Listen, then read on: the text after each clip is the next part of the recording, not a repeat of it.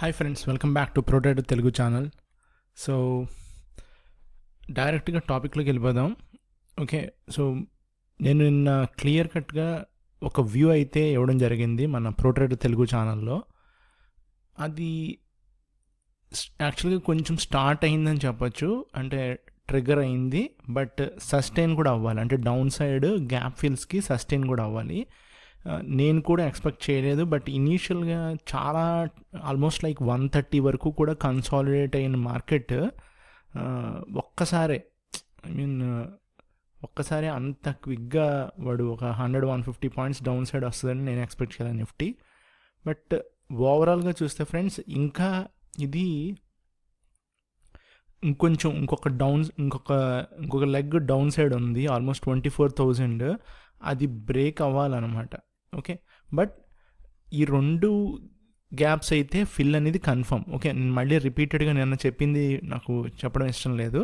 So intraday పర్స్పెక్టివ్లో రేపు, okay, so ఇవాళ expiry, weekly options expiry ఉన్నట్టుంది. సో అది అయిపోయింది కదా నిఫ్టీ. సో రేపు అంటే ఇవాళ యాక్చువల్గా ఏం జరిగిందంటే, మధ్యాహ్నం ఒక మీటింగ్, ఒక అవుట్కమ్ అది యాక్చువల్గా S-400 యూజ్ చేశారని మన ఇండియన్ ఆర్మీ న్యూస్ వలన ఆ ఇంపాక్ట్ బేస్ మీద మళ్ళీ POK రిలేటెడ్ ఏరియాస్లో, అలాగే మన బార్డర్లో కూడా పాక్ వాళ్ళ ఆర్మీని కొంచెం అగ్రెసివ్గా మూవ్ చేసినట్టు, అలాగే దానివల్ల కొంచెం కాంప్లికేషన్స్ అలాగే వస్తాయి కదా ఆటోమేటిక్గా. సో దాని గురించి గోల్డ్మ్యాన్ సాక్స్ ఇంకా 2-3 ఇన్స్టిట్యూషన్స్ వాళ్ళు సెల్లింగ్ స్టార్ట్ చేశారని ఒక రూమర్ అనేది, ఒక న్యూస్ వచ్చిందనమాట. అది కామన్ కదా, మనకి డైలీ న్యూస్ అన్నీ వస్తాయి. సో ఆ న్యూస్ ట్రిగర్ అయింది, బట్ ఆ న్యూస్ నిజంగా అంత సీరియస్ న్యూస్ అయి ఉంటే సో ఇంకొంచెం గట్టిగా కొడతారు కదా. అంటే 500 పాయింట్స్ నిఫ్టీ పట్టం అనేది పెద్ద విషయం కాదు నార్మల్ డేస్లో. ఇలాంటి న్యూస్లు ఉన్నప్పుడు ఇంకా సివియర్గా కొడతారు. సో బయింగ్ అనేది స్ట్రాంగ్గా ఉంది ఫ్రెండ్స్. ఓకే, సో డిఐఎస్ కొంటున్నారా లేకపోతే FIS కొంటున్నారా అనేది మనకి రోజు ఈవినింగ్ మనకి చూస్తున్నాం కదా, బట్ బయింగ్ అయితే ఉంది. సో బయింగ్ లేకపోతే ఈ పాటికి మార్కెట్ కొలాప్స్ అయిపోవాలి. సో ఆల్మోస్ట్ లైక్ 2-3% ఇంక ఈ పాటికి పడిపోవాలి యాక్చువల్ మార్కెట్ ఈ న్యూస్ తర్వాత. బట్ ఇది స్టార్ట్ అయింది ఫ్రెండ్స్. ఓకే, సో నేను సింపుల్గా చెప్తున్నాను, ఇక్కడ ఒక ట్రెండ్ లైన్ డ్రా చేస్తున్నాను కదా, ఇది 15 minutes టైం ఫ్రేమే. నిన్న డైలీ మీద వీక్లీ మీద డ్రా చేశాను ఆల్రెడీ. సో ఇక్కడ యాజ్ సింపుల్ యాజ్ దట్, ఇది యాక్చువల్గా పైది చాలా ఇంపార్టెంట్, కిందది మనము జస్ట్ లైక్ ఒక నోడ్స్ టచ్ చేయడానికి డ్రా చేస్తున్నాం తప్ప ఇది not a perfect trend line ఇది. సో ఇది ఇప్పుడు స్టెప్ వైజ్ అనమాట ఇంకా. ఓకే, సో మెట్లు దిగుతున్నట్టే లెక్క. ఇది ఫస్ట్ స్టెప్ ఒకటి పడింది. ఓకే, సో ఇప్పుడు ఇక్కడ నుంచి FIS దిగుతారా లేదా DIS దిగుతారా అనేది మనకు తెలియదు. So as simple as that, ఈ స్టెప్ కింద పడితే ఈ నెక్స్ట్ సపోర్ట్ ఇది 23,845 ఫ్రెండ్స్. ఓకే, సో దీనికి మళ్ళీ ఒక 2 days పట్టచ్చు, లేకపోతే 3 days పట్టచ్చు, అది మనకు తెలియదు. బట్ ఆ స్టెప్ బ్రేక్ అయితే నెక్స్ట్ స్టెప్. ఓకే, సో ఇంకా డౌ థియరీ స్టార్ట్ అయినట్లు లెక్క అనమాట. సో ఇక్కడ ఒక మంచి 500 పాయింట్ డిప్ అవుతుంది దాని తర్వాత, అంటే అది కొంచెం పెద్ద స్టెప్. ఓకే, సో నేను ఒకసారి డ్రా చేస్తాను.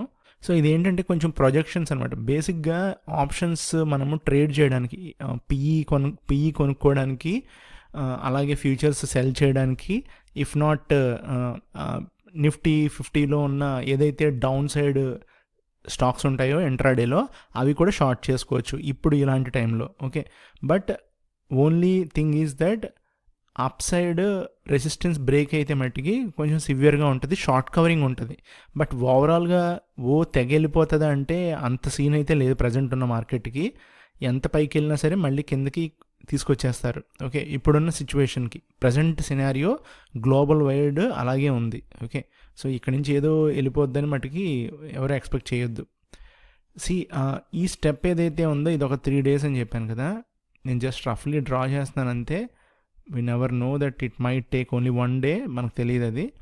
సో నెక్స్ట్ ఇక్కడ నుంచి ఇది 2 days పట్టచ్చు, లేదా 3 days పట్టచ్చు, లేదా 1 day పట్టచ్చు. But this is what happens step by step. Okay, and the next one, ఇది కొంచెం లార్జ్ అనమాట. ఇక్కడ నుంచి ఇంకా ఫాల్, అంటే మొమెంటం అందుకున్నది, ఎవరో బేర్స్ అందుకున్నారు, ఇన్స్టిట్యూషన్స్ మొమెంటం అందుకున్నారు. అలాగే బయ్యర్స్ ప్యానిక్లో ఉంటారు ఈ టైంలో. అప్పుడు 1 డేలోనే పడిపోద్ది ఫ్రెండ్స్. ఓకే, ఇది 1 డే పట్టచ్చు, లేదా మ్యాక్స్ 2 days, లేదా one hour no, but 1-2 days, but severe fall ఉంటుంది. దాని తర్వాత లాస్ట్ ఇది ఇంకా ఎగ్జిట్ అనమాట అందరూ. దీని తర్వాత ఇంకొక లో ఉంటుంది ఎవరన్నా బై చేసే వాళ్ళు కూడా. So that will be the reversal. Okay, ఇది మన జనరల్గా జరిగేదే ఇదంతా. బట్ మనం ఇది మైండ్లో ఉన్నా కూడా బ్యాక్ ఆఫ్ ద మైండ్ మనం దీన్ని నమ్మకుండా మనము వెయిట్ చేయకుండా అన్నెసరీగా తీసుకుంటాం. This is Nifty, right? So Nifty ఎందుకు మూవ్ అవుతుంది అంటే నిఫ్టీలో ఉన్న వెయిటేజ్ బట్టి మూవ్ అవుతుంది. నిఫ్టీలో వెయిట్ ఎవరికి ఉన్నాయి? రిలయన్స్, హెచ్డిఎఫ్సి బ్యాంక్, టీసీఎస్, ఇలా తీసుకోండి, ఏషియన్ పెయింట్స్, ఐటీసీ, ఇలా కొంతమంది ఉన్నారు కదా. ఆ స్టాక్స్ని మీరు గమనించండి, నిఫ్టీ పడుతున్నప్పుడు అవి కూడా పడుతూ ఉంటాయి. But at least most of them, half of the stocks will fall కదా. సో ఆ స్టాక్స్లో షార్ట్ చేయాలి తప్ప లాంగ్ తీసుకోకూడదు అన్నెసరీగా. ఎందుకంటే ఈ పర్టికులర్ ఏదైతే ఉందో, ఈ పర్టికులర్ స్వింగ్ ఏదైతే ఉందో, ఈ స్వింగ్ కంప్లీట్ అయిపోవాలి. అయినంత వరకు కూడా మనం లాంగ్స్ తీసుకోవడం వేస్ట్ అనేది నా ఉద్దేశం ఫ్రెండ్స్. ఓకే, ఇన్ కేస్ మనం ఒకవేళ ఫైన్ ఇది ఎప్పుడు పైకి వెళ్తుందో కూడా నేను వీడియోలో చెప్పడం జరిగింది. అదేంటి, ఓన్లీ థింగ్ పాక్ మనము ఒక అగ్రిమెంట్కి రావాలి. పాక్ ఇంక చేతులు ఎత్తేయాలి, మా వల్ల కాదు, మేము ఇక్కడి నుంచి దూరము, మేము టెర్రరిజంను ఆపుతాము, మేము ప్రామిస్ చేస్తున్నాం, అది చేస్తున్నాం, ఇది చేస్తున్నాం అంటారు. బట్ ఇండియన్ ఆర్మీ ఇప్పుడు ప్రజెంట్ సిచ్యువేషన్ ఎలా ఉందంటే, ఇది ఇప్పుడు ప్రస్తుతం కంప్లీట్గా క్లీనప్ చేసి దాకా కూడా ఆగేలా లేరు. అది పీఓకి ఆక్యుపై చేస్తారా లేదా అనేది మనకు తెలియదు.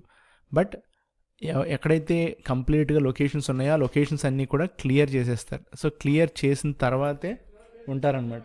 ఓకే, సో అప్పటి వరకు మట్టికి ఓన్లీ పొజిషన్స్ చూసుకుని మనం లాంగ్స్ వెళ్ళాలి తప్ప ఈ లోపల మనం కనుక లాంగ్స్ తీసుకుంటే చాలా రిస్క్ ఉంటుంది. ఎందుకంటే డౌన్ సైడ్ క్లియర్ కనబడుతుంది కదా నిఫ్టీలో. So just wait friends. Okay, thank you.